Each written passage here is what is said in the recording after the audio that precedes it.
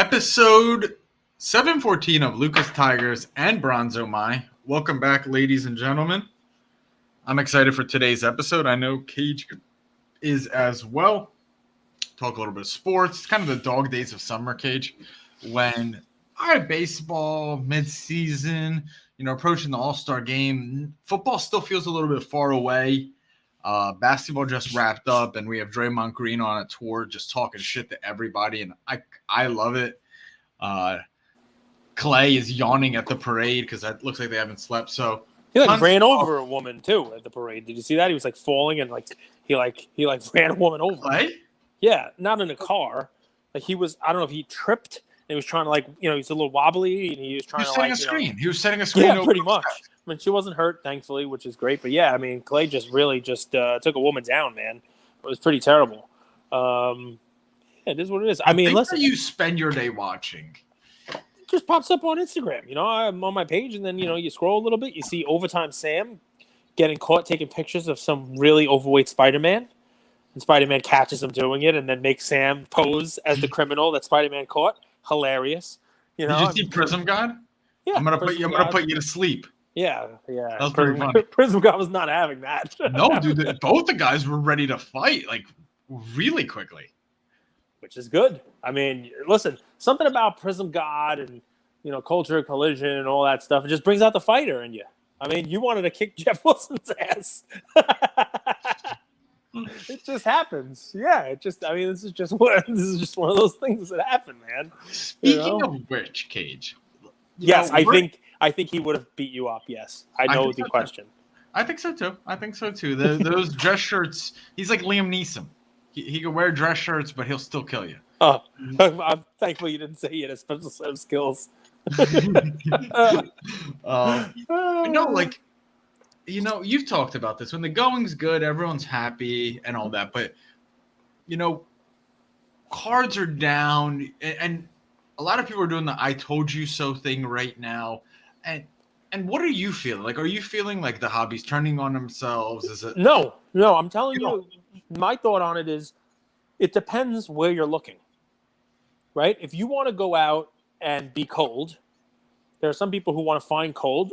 They'll travel to Alaska because they know what they're going to find, right? They know they're going to go to Alaska. But if you want to be warm, you don't get on a plane and go to Alaska. Or you get on a plane, you go someplace nice. You go to Mexico. You go to Casa de los Charcos. I miss Mexico. You go back to your old playground, And I think there's a lot of that in the hobby. Look, I'm not going to paint a rosier picture than it is, but you do not have to look far to see the antithesis of what is being spun now, by myself included, right? Oh, wow, it's tough times, rocky times, you name it. Take a look at some of the recent sales in the PWCC's Premier, and even in their weekly auction. Take a look at some of the sales before that. Take a look at some of the sales in Ken's last auction and the ones coming up this week. There are literally record sale prices for cards every single auction. PWCC had a record price either overnight last night or today. Eye Appeal again. We should talk about Eye Appeal because not everybody listens to all of our episodes. Right. And I know we dove deep into it in our collectible fractional report episode. But Eye Appeal is huge. A Will Chamberlain PSA 9 rookie with, I think, the S designation, which has, I think, top 5%, right? So that's going to be one of the top 9s out there. So for $620,000 or $670,000, it's a huge multiple to the rest of the 9s. But that's not what people are worried about, though. They're worried about their $100 cards that are now. But there are cards. No, there are cards that were a couple $100 in 2020. So that's part of it too. These cards are setting records, but it's also cards that it doesn't have to be the hundreds of $1,000 card. It could be a card that was a couple $100 in 2020, and is now $500 or $1,000, and it's still setting records. I'm a good follow. PWCC's account is a good follow on Twitter. It talks about record prices and you name it. Slam Stocks does a good job of showing those record prices. They all use Card Ladder's data and say, hey, look at this sale. This one set a record. You'll see the three of them together. It's like this one sold for this. It now sold for this. This is the increase in price. Even on lower level cards, obviously lower level, ones that are still scarce, rare, don't come up for sale that often. But there are record prices. There are not record prices on Brandon Clark's Pulsars from Hoops Premium stock. That's the difference. Let me ask you about that because I'm dumpster diving in the Mhm. PWCC weekly auctions, and I got the premium. It's so funny, the Hoops Pulsar Premium PSA 10 Cam Johnson on the Probably Sun. my card. Is that right? No, PSA no. 10 I got for $12, and I'm like, well, grading costs 30. This is a card, and in the PSA 10, this is a great deal. But Well, listen, are cards even we going to go lower? we try to find value in these episodes, right? We try to find value. That card that you're buying, right? We try to find value. I want to talk about how that's a $50 card, so somebody should buy it when you finally sell it on whatnot and blah blah blah. But what I'm going to tell you is that card is worth more than $12 to a Cam Johnson fan or to somebody who is going to try to do the flip game and think that next year the Suns are going to be good, Cam Johnson can play a bigger role, and they could take that $12, buy it from you for 15 or 18, and sell it next year for 20 or 25 or whatever it is, and do that a million times over. That card, people are learning. People are learning that type of a card, which for Cam Johnson, there are hundreds of cards that fall in that category. Even in PSA 10, there are a ton of cards, right? From Flux to Ducks to Clearly Wipe My Ass to whatever the hell else is out there. Cameron Johnson has no shortage of cards for people to collect and buy. I don't care what Cam Johnson does in his life. Right? That card is going to have a minimal amount of collectability because there are a ton of better cards. Even if Cam Johnson becomes a starter and becomes a very good NBA player, I mean, look, he turns into Steph Curry. All right, you got yourself a diamond in the rough there, but what are the chances? But I guess my question is, all of these like $12 to $50 cards, are they going lower in your opinion? They may not go lower. It's just not something that I would invest in, and I think it's also something that people are now potentially steering clear of. Because what are you going to do with that card? Like, are there many people lining up saying, "Holy shit, I need a Cam Johnson Hoops Premium Stock Pulsar card. I gotta have that card." What do people do with the Griffey cards?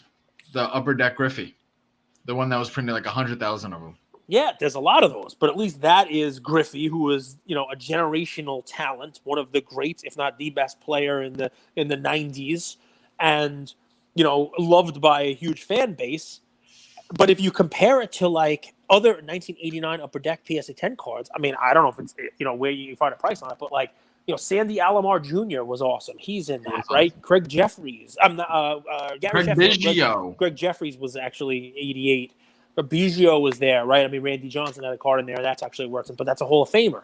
You're talking about Cam Johnson. Chances are he's not a generational great. He's probably not even a Hall of Famer. He could be a good player. I'm trying to think of like somebody who's an 89 rookie. There's Shaq rookies. Like there was a Shaq's Top Finest Gold that sold for $15. So that's a different story. But even those, there's no shortage of Shaq, and it's not that Cam Johnson card is a rookie card. You know what I mean? That's a 2019 or whatever it is, That's right. Hoops Premium. So that's a little bit different because people do still have some affinity towards rookie cards and buying rookie cards. But I think what you're doing there, look, that's a card that was probably $50. I think so before the whole thing, dropped out. So buying it at 12 is a risk reward play. And, there's nothing wrong with buying that because, as you say, is it really going to go down from there? At some point, PSA might start offering money to get the slabs back because the plastic and the labels could be recycled for more than what people are paying for these slabs. Like people, 5 cents, give me the soda bottle back, right? And then recycle the bottle. Someone asked me for a Coffee with Cage episode. I'll ask you this. It's just one question, but I think it's a good question. It's like, were there decades in your investing sports card career where you're buying more, and there's times where you're selling more? And when were those times? Yeah, I mean, listen, it all ebbs and flows with usually a good rookie class, some interest, you name it. I've seen these kind of blow-ups happen. The 80s was a huge blow-up when other companies came in. Reminds me of like Fanatics coming in and the whole deal. When other companies came in, to start off the 80s, Topps was it. That was it. Topps was the only company making product. And then in 81, Fleer and Donruss were their own companies, and they came in 81 with baseball. They expanded into basketball in 86, 87. We all know about the Fleer set there. So Topps lost the license to NBA? No. I mean, Topps was just not doing it. I don't know if it was a licensing thing or if they even were trying to get a license. Literally nobody cared. Somebody sent you a message about this when they didn't Right. believe we were talking about it, and they said, the All-Star game, I think the All-Star game, maybe the No, finals the were, championship, the 80 yeah, they were finals on was like tape delay. tape delay.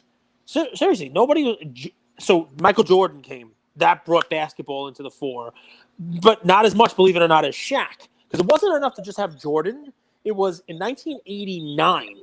We got a huge expansion of cards. Upper Deck was the biggie. Score came in 88. You had Fleer, you had Donruss, you had Score in 88, you had Upper Deck. And then for the 5 years after that, 89, 90, you had your premium cards started to come out, right? Your Bowman cards. 89 was Bowman, just regular. And then you had 92, they became Bowman. Shaq came, you had Fleer Ultra, you had a million brands because there was demand for it. The mainstream, all of a sudden was like, wow, Jordan's awesome. Shaq is here. We got Ken Griffey Jr. There's enough brands, there's enough names that people will want to collect, and it started a boom. But it didn't really last that long, right? There were some amazing cards made, and part of the reason that, the PMGs from 96, 97, 98, like those cards, Topps Chrome, are so collectible is a lot of people who were in 92 and 89, they got burned. Those cards were huge. They were mass produced. And think about it. Some of the really collectible cards from 92, 93, your beam teams for Jordan and Shaq and your scoring kings and all those cards, they didn't really become an investable item again until grading and pop reports and a creation of scarcity, right? They weren't. Everybody had one, and everybody thought theirs was mint. Oh no, mine's in great condition. No, there's a little chipping, but all those cards have those. It wasn't until that scarcity was created by PSA that those things became in vogue again. There was a little bit of a lull until I remember 2003. I remember being on Wall Street. I remember working in a law firm. I remember the brokers coming out during like a lunch break and just going to Chameleon Comics on Maiden Lane and just cracking wax looking for LeBron and Melo Carmelo too, right? and D Wade. I mean, Bosch wasn't really a chase, but he was in that. That was a huge thing. But LeBron was like one of these generational things, and it was an amazing thing. And in 09, 10, it happened again, even though basketball had cooled off. Strasburg. I'll never forget when the Bowman came out and somebody pulled a Strasburg. I think it was an auto out of 5 redemption. It was redemptions. It wasn't even live autos. When it sold on eBay for 6 figures, people were like, holy cow, this is amazing. Like what's going on here? The hobby is back. So there are all these periods, and you see it again, right?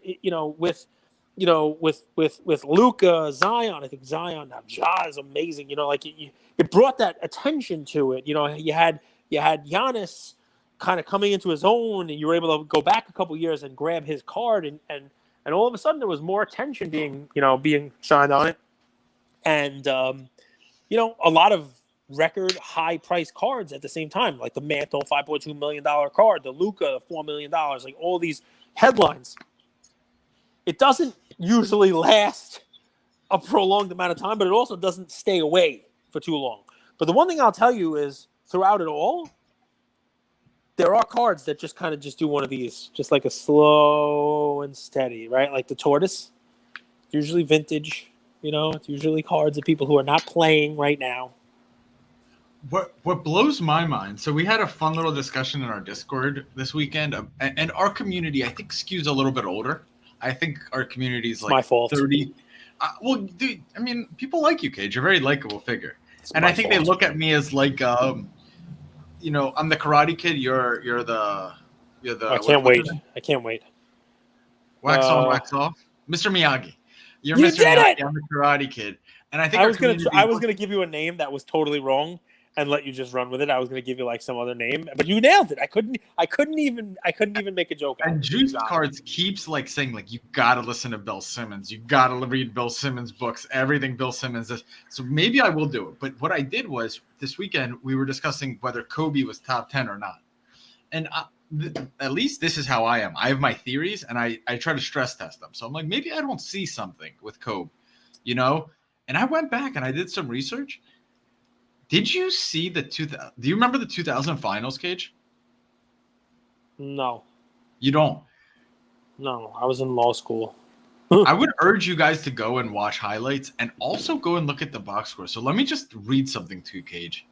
What if I told you this player averaged 38 points a game, 16 rebounds, 2.3 assists, 2.7 blocks on 61% scoring? Who was it? Who was in the 2000 championship? It was Lakers versus the Pacers. Pacers with Jalen Rose, with Reggie Miller, with Mark Jackson, with the Davis brothers. So a serious, like a good team. Chris Mullin was on that team. Travis Best. Shaq. Well, I told you, Shaq. But 39 points a game. It's not Go just the look at 39. Shaq's It's stats. 3 blocks and 16 rebounds. Forget about it. There's a reason why he won the MVP in 3 straight finals. He was a beast during that time period. Cage, he would just turn. Who was the guy I was guarding him? Oh, it was Fat Boy Sam Perkins is what they called him. This is not my word. They called him that themselves. Dude, he just turned and dunked on this guy every single play. I watched highlights this weekend of that finals, and I was like, Kobe was nothing. That was Shaq. Well, Kobe won later. Kobe won later, but the community was right in the sense that was. And then Glenn Rice was on that team. Glenn Rice was an all-star. That team was sharpshooter, 47% from 3. So just fun to kind of go down memory lane because, like, we remember Shaq and Kobe.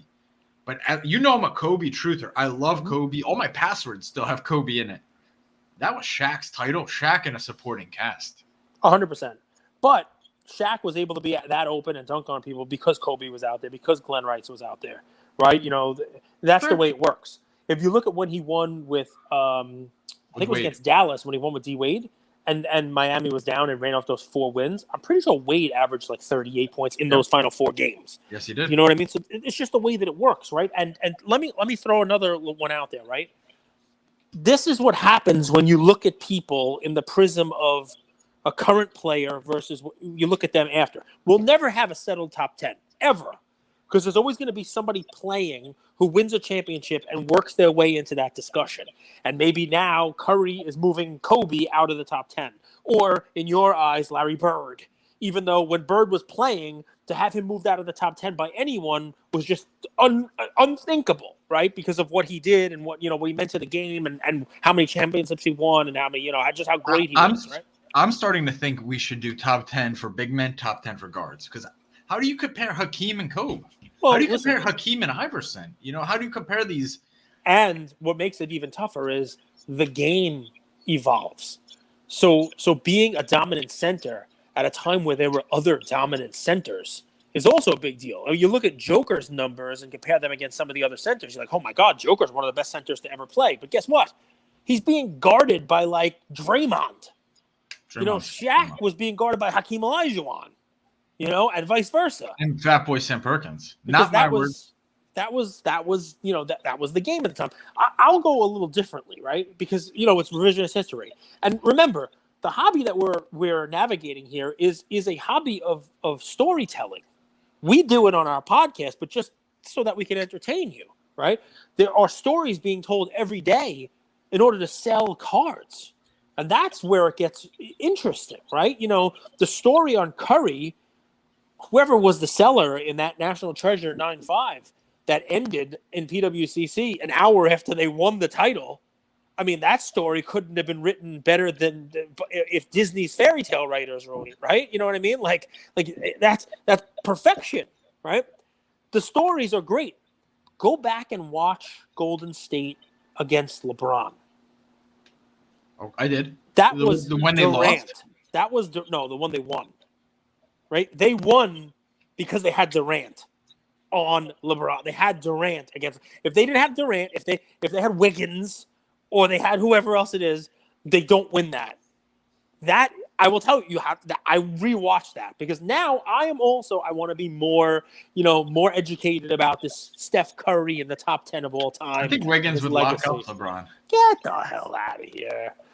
Dude, so Ian asked me this today. He's like, Wiggins was a first overall pick. It's first overall respected, pick versus first overall pick. overrated, underrated, or rated just right now. So LeBron and Wiggins basically would cancel each other out in that series. You know what? Hold on. Ian!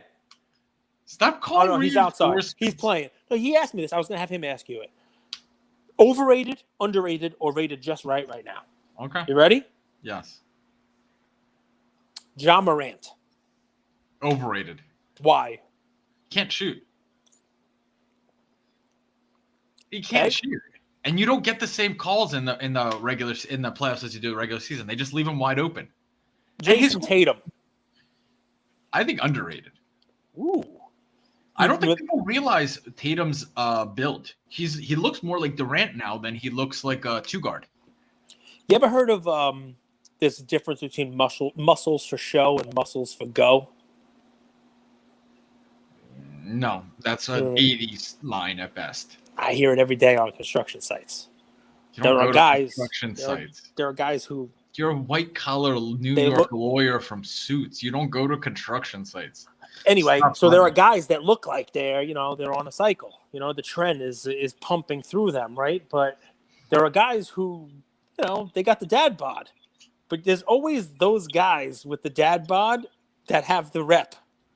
Because when stuff goes down, that's not the guy who you want to turn your back on. Tatum looks the part, but I have a feeling he's a bottom in prison. You're a moron. There's something wrong with you. No, I'm telling you, he doesn't look. He's not the guy. No. He's not that guy. Think critically. Don't think surface level. This is a guy that was a finesse guy. Like if you go back to him at Duke, he was a scrawny little guy, like Durant in a lot of ways. Mm-hmm. He's filled out, and sometimes he's the growth. Physically comes before the growth. Comes before the growth mentally. He doesn't realize how big he is and that he could use his body. But he's 24 years old, and I'm not defending Tatum. I'm just saying you asked me a question. Yep. I think later in his career, he's going to still have his good shooting, but he's going to realize he could use his body and overpower smaller guards. He didn't use his body in this. What's funny is I said underrated also, but I want to argue with you, and you're fine. You're allowed. Fun lines. But I think the reason why I say he's underrated from a hobby perspective is people will just punish his cards after the finals, and we see that happen. His cards are ridiculous now. I mean, I was looking at some of the ones that ended in PWCC. Like, what? I think he's going to work on ISO ball this summer, and I think he's going to improve. I think he's going to add another tool to his repertoire. I think they're going to be back. Ready? Durant. Right now. That's tough. Like, are you saying how he's going to perform in the future from now? Or you can take it however you want. I think he's on the downward slope of his career, and I think he's going to fall off as hard as T-Mac did. I think part of what happened with T-Mac was he was at the prime of his career, and then he fell off so hard. And my vibe with Durant is he's so soft that he doesn't have what it takes at this stage in his career to be like, I'm going to show those haters. I think he falls off very hard, very hard. I think his price is pretty beat up also, by the way. I know this is a different question. He tore his Achilles as well. It's tough That's to come not back an easy injury to All right, last one. You ready? Sure. LeBron. Fairly rated. So you're not underwhelmed or over. You're just whelmed on LeBron. Not overwhelmed or underwhelmed. You're just whelmed. I think LeBron has more years in the tank than people realize because of how dedicated he really is to his craft. Yeah, I think he has more left in the tank. I mean, other than the groin injury a few years ago, the guy hasn't been injured, and that's a testament. That's not random. Like he takes care of his body, spends a lot of money on his body. He trained hard, and I think when you're chasing something, he wants to play with Bronny. I think that is Kyrie coming to LA. Why is there always news Kyrie's upset with somebody? It's not upset. It's just he and the team have a different vision for the future, which you can understand. I believe that I saw a stat that's something like in his 3 years there, he played 103 games and missed 123. If I'm the Nets, I don't want to sign on to a long-term deal with him either. But if I'm Kyrie, I know somebody will. What a disaster that project was. What a disaster. I mean, if you got we said it from day one. The Lakers were a disaster, but that was even worse. Harden, Kyrie, and Durant. Who thought that would possibly work? 3 of the most egotistical players in the league playing with each other. Yeah. Does Kyrie bring something to the Lakers that they're missing? Yeah. Well, Lakers have a leader. Say what you want about LeBron, and I don't love his leadership, but dude, the guy is a leader. You say what you want, like he is a leader. And if Kyrie lands in New York, do you buy Barrett cards? In New York, Knicks? Mm-hmm. What's he gonna do there? He's gonna have a hot dog stand. He's gonna play basketball. What do you mean? What's he gonna do there? I don't see the fit there. The Shams post about the the Nets and Kyrie being at an impasse said that the Lakers and the Knicks have come forward as the two potential, most interested teams, which is why I mentioned the two of them. If you're a flipper, I mean, dude, if you're a flipper, this is your market. In a lot of ways, I think people are selling things cheap. So, like, yeah, if you could get a Kyrie card for like $25 and he gets traded, sure, but I wouldn't be buying Kyrie. And just in general, I'm not a believer in him. All right. Well, that was Underwhelmed, Overwhelmed, and Just Whelmed, a new segment. You were so right about the Avalanche. 7-0. Well, let me just say this. Right? The odds are huge. People have been messaging me. Should I bet on these guys? The odds are huge. Tampa's a very good home team. Now, the Avalanche has not lost a playoff game on the road so far this postseason either. But I know it's 2-0, and I know that outside of a 48-second 2-goal stretch there by Tampa in Game 1, they've looked outmatched. Colorado's look really good. Tampa is a good team, right? I know that you predicted the Avalanche. I know you were on there. But if Tampa wins this game, it's back to 2-1. They're still at home. It could be 2-2 pretty quickly, pretty easily. Have you ever believed this, Cage? When I played soccer, we was told 2-0 is the most dangerous score. I never understood it, but have you heard that before? No. The second game is the most important one in a 7-game series was what Joe Torre used to say, which is why Andy Pettit always started for them. Because if you lose the first one, he's your stopper. He's going to go out there and split and get you that win.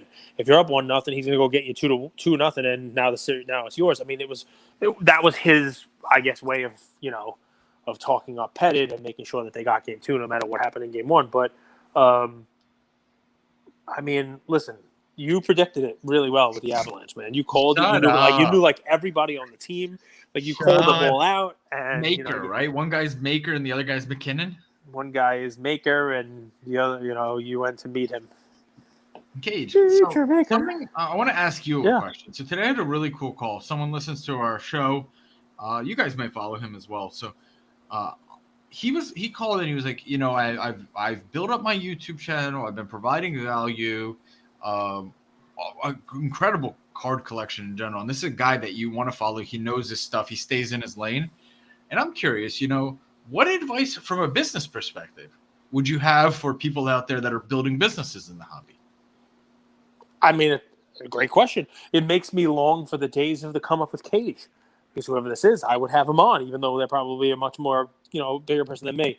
I would happily produce it. It was one of my favorite shows, and people had a good time on it. It was like a 15, 30-minute segment. You can still find it on YouTube, where people who were like kind of just starting out in the hobby, we would offer up our platform. Maybe we'll bring it back.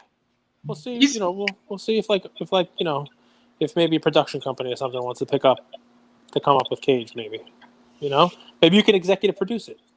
That'd be sick. That'd be fun. So anyway, what would I say? I would say, don't fake it. Don't fake anything. In the way that we're working today, a smart person told me that communications used to be a major in college, but social media communications, the way we communicate today, is not taught in college, and maybe that's a mistake. Maybe that's something that should be done. This is a very smart person. He's also very handsome. Look at those blue eyes, and he's damn right. But here's the thing. There are people out there, people in a hobby who are full of it, right? They have bought followers. They make promises that they cannot keep and do not keep. And there's one thing about the internet and social media and you name it today, and it's eventually, if you're faking it, you will be caught. You will be found out. Not to mention, I'm pretty sure it was Mark Twain who said that the person who tells the truth doesn't have to have a great memory. But if you're a liar, you have to remember everything. is you're going to eventually get caught in that stuff, right? If you tell the truth, it's just the truth. You don't even have to remember because you're always going to be telling the truth. I would tell you in whatever business you're doing in the hobby, this is a community-driven hobby. This is something where no matter how big it gets, no matter how many millions of billions of trillions of people fanatics ultimately brings into this, it is a small world. What you do will be with you forever. We have long memories here. And not to get too crazy about it, like assuming you're going to get bad, but swinging it to the other direction, doing right by people reverberates, right? I love people who do those racks, the random acts of kindness, right? I love, people who throw extras in with their cars. I love people who go the extra mile and say, all right, this person, they just bought a car for me. I know they're a fan of the Celtics. I'm going to throw some Tatums and throw some Smarts in. It doesn't really hurt, right? I love people who try to get kids involved because they know that ultimately at some point in time, those kids will earn money and will grow this thing that we're all trying to grow. So I would say in business, no matter which one you're doing, put yourself in the shoes of your end consumer, whether that's a listener on a podcast or a purchaser of your wax or somebody who's breaking with you, and try to treat them the way that you would want to be treated if the shoe was on the other foot. Make sense? Look at you. Hmm? Did you get that from all your construction sites visits? Dude, I'm telling you, muscles for show versus muscles for go. Some of the biggest guys, some of the guys who you would think, oh man, let me stay away. Not so much in a fight. You ever watch Kimbo Slice street fighting? Remember that? Of course, he got his ass kicked in the cage though. What's different, dude? Street fighting and UFC are two different games. Kimbo's got some cool rookie cards where he signed his name, his real name Ferguson on a couple of them. It's pretty awesome. You miss our Whatnot show Sunday mornings where we talked football? I can't wait for it. I can't wait for football. I really can't wait for football to come back. I hope, Whatnot wants us still doing that. I don't know why they wouldn't. I love making those predictions. I got to tell you, 1 o'clock would roll around and I'd have my, my scores and my chicken wings. And I'd be like, oh my God, I got to win this next one. I got to at least go, 55% for the guys who are, who are listening to me, and way more often than not, we did okay. So that was the good thing. But there were days where I was like, oh man, I don't want to go back on the show next week. You weren't betting. You're just someone who takes pride in being right. Correct. I would have made some money had I bet, an even amount on each one of my plays.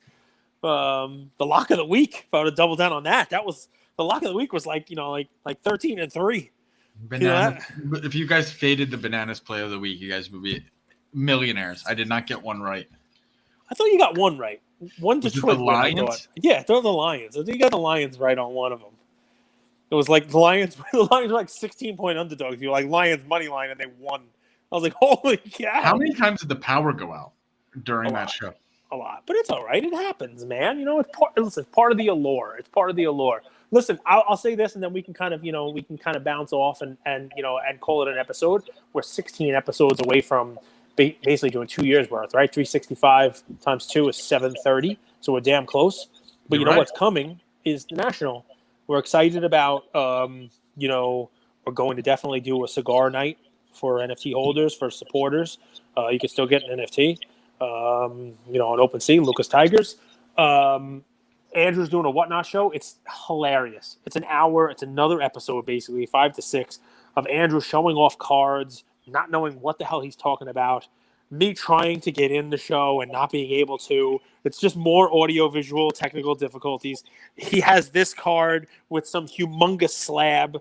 It's an Austin Matthews Jumbo Young Guns. I don't know what the hell it is, but we're having fun. What's cool about this, so I don't know how, I'm someone who's a very quick start. You know this, right? Mm-hmm. I have an idea. I'm not sure if it's going to work, but I'll try it. The real benefit of this is I've learned card history, right? So we've subbed about 350 cards to SGC. Yep. We sold $7,000 worth of product last week on Whatnot. Product, I mean slabs, not card breaks. And I see all of these different cards from like a Griffey Atomic to, I'll show people this BCEE. I don't even know what this is. That's a rack pack from 1987 Topps. They were sold in racks. There's a little like hanger, and they were sold in like Toys R Us and stores, rack packs or rack boxes. And that particular one is cool because I saw it has a Barry Bonds right on the showing right on the top there. And the other one has a Jose Canseco. Yeah, the Topps gold. I'm saving this. All-star. So I'm gonna ask his daughter for her hand in marriage, and I'm gonna give him this card. Have you seen his daughter? No. Okay. But I mean, I'm sure, if you like her, she has probably a doctorate or two, and she's very well read. And it's all good stuff. So I understand what you're saying. It's good to see, man. I mean, it's good to see that you're learning cards. What I find funny is when you show a bunch of cards, and the chat's sort of like it's a democracy, and they tell you what you should sell next. I love it when you show a card and people are like, yeah, sell the Billy Ripken FF error. Like half the chat wants the Billy Ripken with the curse on it. And you're like, no, this is a giveaway. I'm giving her, no, sell it. Sell the Billy Ripken. Because, really it boils down to we're all just a bunch of idiots. I mean, but that's got nostalgia up the wazoo. That's why, man. I'm telling you. Can I share something with you? No. So this is my, singles of giveaways. I've grown so emotionally attached to them. I don't want to give any of the singles away. What are you gonna give away? I don't know. I don't because I kind of play with them like they're like trading cards. So I'm like, no, I kind of like this Anthony. No, this Connor. Jamar. I'm not. No. Oh, this is Andrew. No. And I'm like, no. That's a cool one. Somebody sent you an Andrew Goldberg. We got the best audience. We got the best listeners in the world. That's an Andrew Goldberg card. They send. I get every day. I get more Ians for the Ian collection in the PO box. It's amazing. I love it. Ian loves it. And, fun stuff. Lots of fun, man. But guys, so 5 to 6 p.m. Eastern, I'm on Whatnot, so come join me. Cage is on there about half the week when you can join in. Honestly, I'm thinking some of the days when Cage can't join, maybe I'll pull some people from the audience in and have some fun. What's really cool is whether you just have, $50 slabs, $100 slabs, and you want them consigned, it's a flat 14% fee through us. So you could ship them our way to the P.O. Box. I'll sell them. Or what I think is even cooler now is SGC grades cards in 7 to 10 days. This is what the turnaround time has been. So if you send raw cards, like Dave did this, send raw cards. They're graded in 7 to 10 days. We could sell them on the Whatnot show, and you go from raw, graded to sold in less than 2 weeks' time. Something to consider if you guys are interested. I love it. One-stop shop. Andrew's White Glove Service. So if you got some raw cards sitting around, send them to Andrew. I'll get them graded and then sell them for you. Cash. If our Tiger holders or people who want it, so the cigar night's going to be Wednesday night. Wednesday night. Where do you want people to RSVP? DM me? DM you? Yeah, DM either of us, guys. I mean, you're 100%. You want to DM Andrew? I mean, if you're in the Discord, we already have a room set up for that. If you're not in the Discord, you should be. As a Tiger holder, so let us know that too. But message either of us.